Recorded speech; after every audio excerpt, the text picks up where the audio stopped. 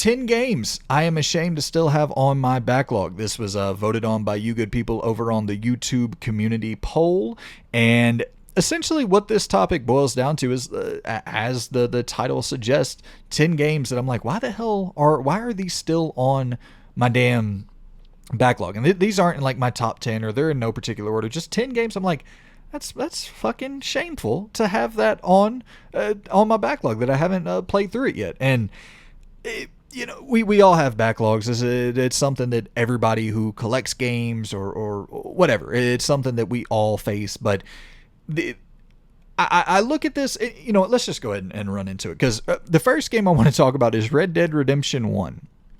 This is something that I have played through about half of. I've put probably over 20 hours into the game, but I still consider it a backlog game because I never finished it and I was enjoying it. That's what makes no sense about it at all to me. Like, it's not one of those games that I played and was like, okay, yeah, I see what it is, because I don't consider those backlog games. Like, if I play something and I'm like, yeah, okay, whatever, and I'm not totally hooked with it, then it's like, okay, that's off the backlog. I played it, I checked it out, and I don't have any interest of going back to it. Red Dead Redemption 1 is absolutely not the case at all for me. I was loving my experience, played through a bunch of it, and I think just some new game came out. I got fucking distracted and never went back and finished it. It makes no sense. I absolutely have to finish Red Dead Redemption 1 at some point in my life, especially with, like, I think Red Dead Redemption 2 might be the greatest game ever made, so definitely need to play through the first one.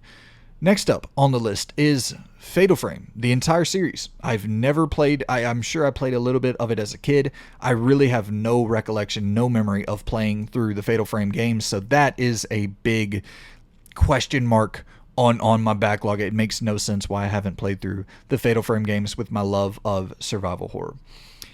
Staying in that vein, Dino Crisis. I've played through a bit of Dino Crisis 1, never finished it.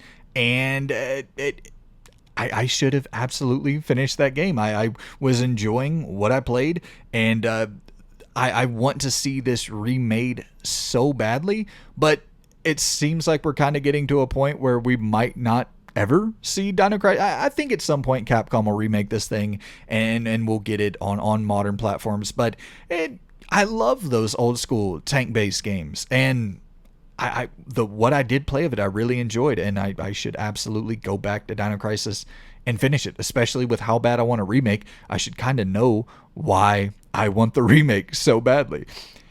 Next up, Wasteland 3. Now, this is a weird one, because this is one that I just know is a juggernaut of a game. I've heard nothing but great things about it, but I know it's a 70-plus hour big role-playing game, and that I don't have as much regret as something like a Dino Crisis, something like a Fatal Frame, games that I can get through in 10, 15 hours or so.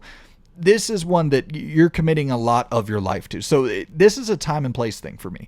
These games I only break out whenever it's like I know I have some time to really dive deep into something. Like I have a full off day with nothing going on. Like that's what I like with these big ass games, when you just have nothing going on, nothing on your plate. And it's like, I'm going to do nothing but play this game today. I'm going to try to put like 10 hours into this game in one day to really get rolling through this, and really get kind of accustomed to all the different systems and all the setups, because that's, these games are, they're so involved too. There's so many systems at play.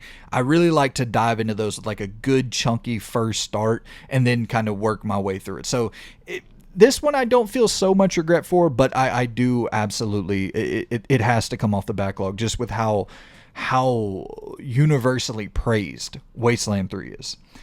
Next up, Halo. I've never played any of the Halo games, like, at all. My cousin owned an original Xbox, and I never owned an original Xbox until I was an adult.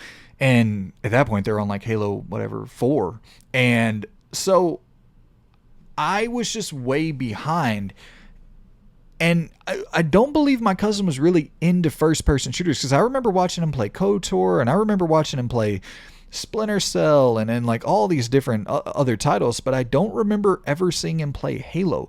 So I just think it was one that I simply missed because I wasn't introduced to it, and I imagine I would really enjoy it. I've heard that they're like 15-hour campaigns, and I know that they changed the game for first-person shooters on the console space, so I would like to do like a full, or at least replay the first one just to see if it's in my wheelhouse, if it holds up, and if I would like to go on and move to Halo 2 and 3. And yeah, so that's one that I think will be an easy one to get through at some point fairly soon. Next up is this is another one that's I feel like is a little bit more reasonable. Devil May Cry 5. I want to play this damn thing so bad, but I still need to play through DMC, the Ninja Theory. I believe Ninja Theory developed DMC, and I need to play through Devil May Cry 4.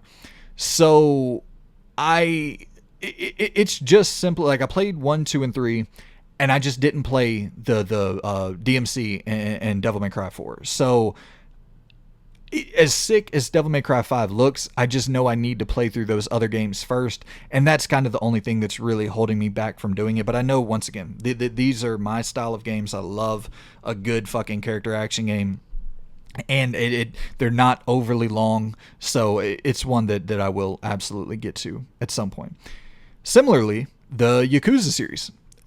Similarly in some respects, that's a juggernaut. That's a humongous time investment to get through that series. And